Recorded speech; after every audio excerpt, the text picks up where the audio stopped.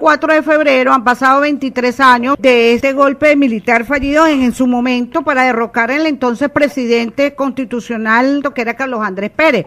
Ustedes denominan hoy el Día de la Dignidad. Es que las razones que movieron en ese entonces tanto a Hugo Chávez Frías, a Felipe Acosta Carles y a Jesús Urdaneta Hernández, que aparte de todos los comandantes, mayores y capitanes, era que había una corrupción galopante, inseguridad, colita de PDVSA, Barragán. Las medidas económicas. ¿Qué dice Anthony Coelho 23 años después del 4 de febrero? ¿No está pasando lo mismo y ya está peor? No está pasando lo mismo. Primero ocurrió una insurrección militar producto de, como ustedes han dicho, diversas situaciones políticas, sociales y económicas en el país.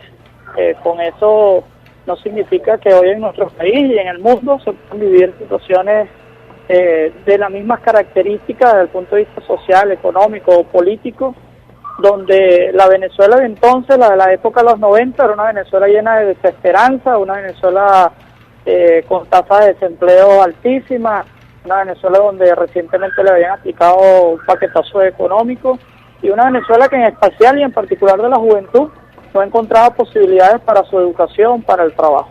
Eso, la realidad a la época o a estos tiempos de revolución, ha cambiado muchísimo. Eso se ve en cifras, se ve en logros, se ve en grandes avances de inclusión, se ven grandes avances de inclusión participativa de la juventud venezolana. Te repito, significa que lo que se tenga que hacer en materia social, económica, educativa se haya concluido. Por el contrario, creo que en nuestro país en estos tiempos lo que nos diferencia de esa época de los 90 es que hemos hecho muchísimo por la inclusión social en nuestro país, pero aún falta más. Hace falta que tengamos un país que dependa menos de la renta petrolera y que produzca cada vez más los bienes de servicio y de consumo.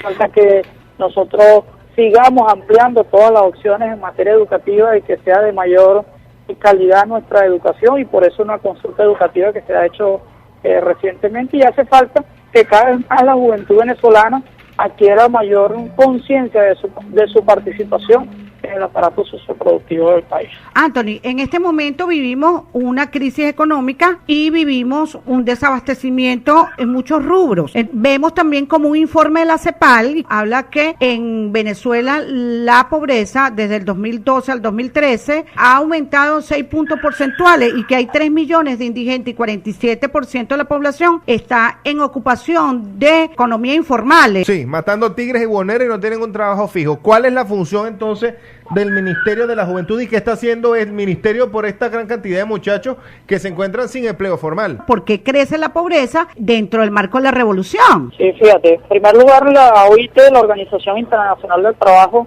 define que la economía informal la integran quienes no tienen más de 5 empleos o generen más de 5 empleos, es decir, un bufete de abogados es constituido o está dentro del rango de la economía informal. No necesariamente la economía informal está asociada a los buhoneros, un taxista está dentro de la economía informal.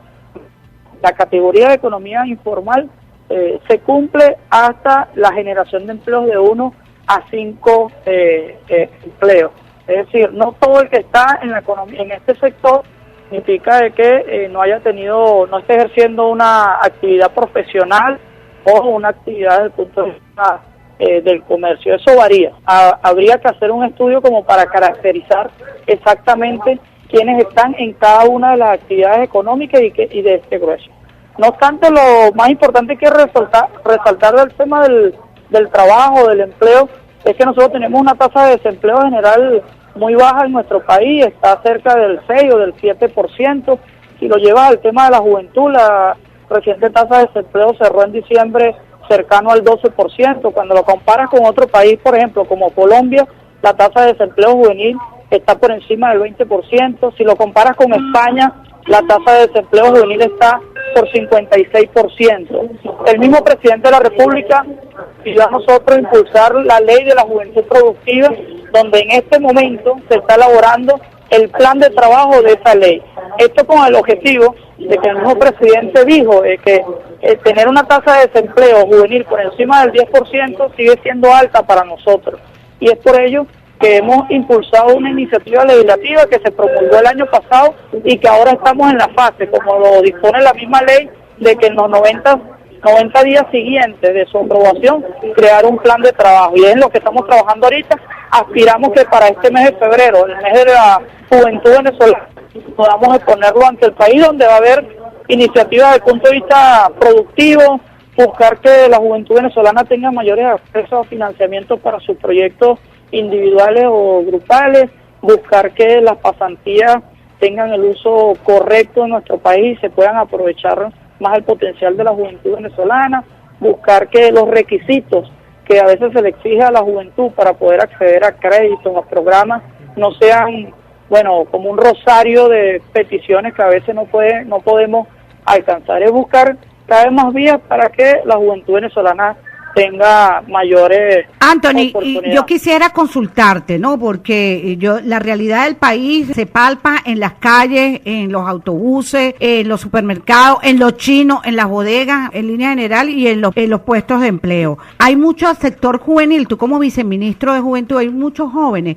que se le escucha, que dicen, bueno, voy a terminar de graduarme para irme del país porque no encuentro oportunidades, porque, bueno, están cerrando empresas, no se sienten estimulados a seguir y sobre todo porque lo poco que ganan no les alcanza para nada. Sobre todo porque también Cecilia García Rocha, quien es rectora de la Universidad Central de Venezuela, en estos días manifestó que ha recibido excesiva cantidad de solicitudes de jóvenes recién graduados para salir del país luego que se gradúan de la Magna Casa de Estudios, son menores a 25 años. Y así como pasa allí, está pasando en muchos estados y sobre todo aquí también está pasando en Nueva Esparta. ¿Qué está haciendo el Ministerio de Juventud para evitar este tipo de fuga realmente? O el gobierno, porque tiene que haber una política. Claro. En primer lugar, nosotros siempre hemos hablado de que se ha creado un mito sobre la fuga de talento y eso no significa que sea una realidad. Y nosotros hemos exhortado que a quienes hablan de que de nuestro país se está yendo la juventud venezolana, que lo haga con cifras. Yo te voy a citar una.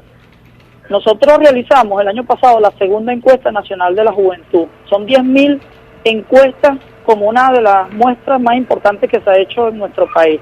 Eso se llevó a todos los estados, municipios y parroquias.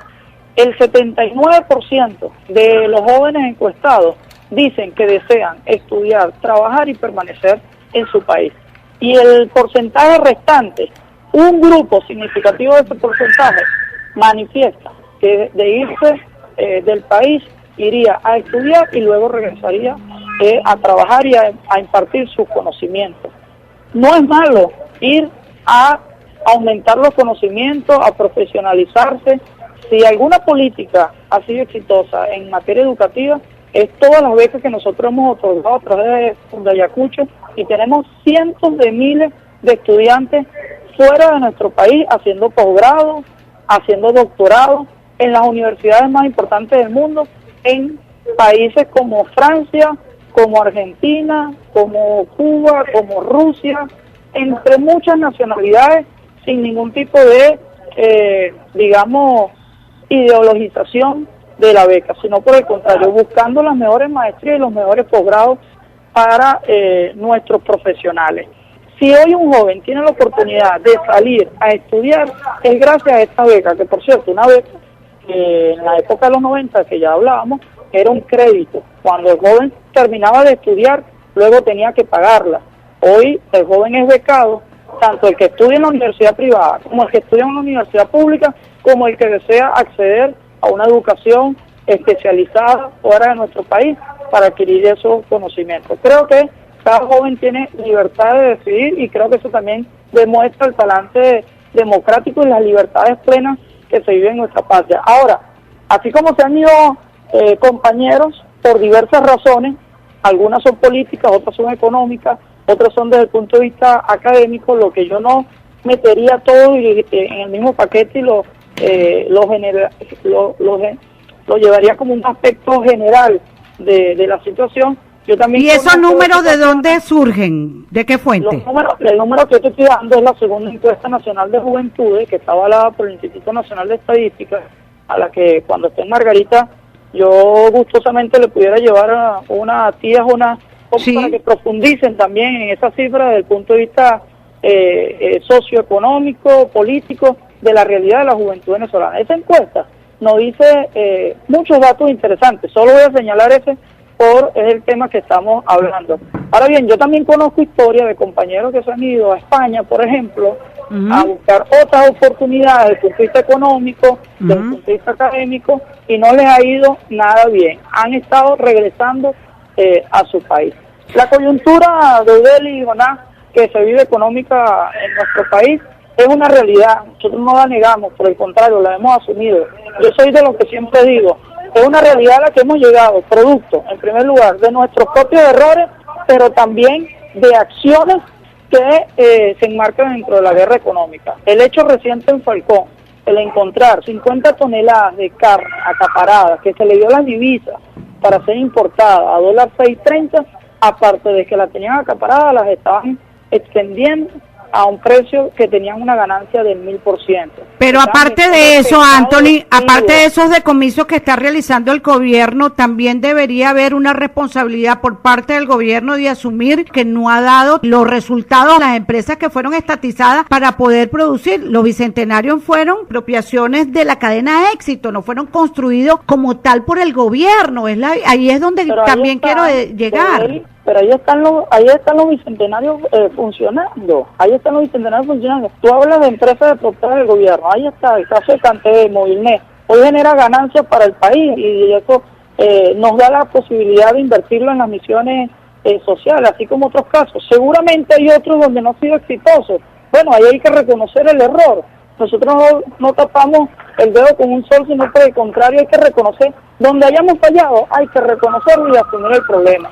Donde sea exitoso, también la otra parte está en el deber, desde el punto de vista de la seriedad política, de reconocerlo. No todo lo que hemos hecho es de el absoluto éxito, pero cuando nosotros hemos marcado una política en nuestro país de inclusión social, lleva consigo de que nosotros hemos hecho todo lo que políticamente se debe hacer en primer lugar para poder lograr esos objetivos. Anthony, tengo dos interacciones por acá que las voy a compartir contigo. Audrey Navarro dice, Chávez fue un hombre de libertad. Te respaldamos, Anthony, y estamos contigo y van a celebrar hoy. Y por aquí Noel Carreño dice, por favor, Anthony, si usted conoce algún camarada que le prohibieron visitar al expresidente Chávez estando preso, ahora se la prohíben a Leopoldo López. Respóndele a ellos dos. Y también dime cuál es la diferencia de la Fuerza Armada de aquella intentona golpista hacia Carlos Andrés Pérez a la Fuerza Armada de ahora, que incluso ahora tiene en mano una resolución para utilizar armas potencialmente mortales, Anthony. En protestas. Primero agradecido con las preguntas, a la compañera que nos desea éxito, un abrazo y para todos los demás también. Yo de verdad, en la época de los 90 que estaba muy pequeño, no sé si al presidente le permitieron o no, lo que sí es que por lo que yo he leído, por lo que he escuchado, siempre vivían en permanente amenaza de muerte, en permanente revisión y provisiones.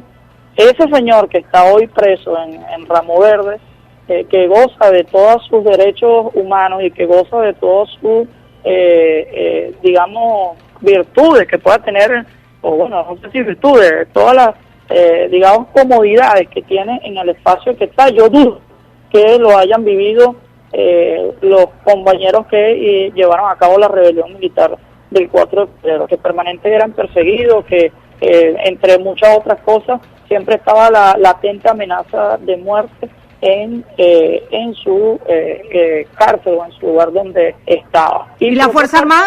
La diferencia entre la Fuerza Armada de cuando Carlos Andrés a la de Chávez y Maduro en este momento. Tenemos una Fuerza Armada que no solamente cumple con sus deberes militares, que cada vez está más patriota, cada vez más está llena de soberanía, una Fuerza Armada cívico-militar que junto a su pueblo no solamente empuña las armas para la defensa de la nación, sino que también está incorporada a los servicios sociales y a las grandes misiones. Hoy vemos una Fuerza Armada colaborando con la construcción de la gran misión Vivienda Venezuela.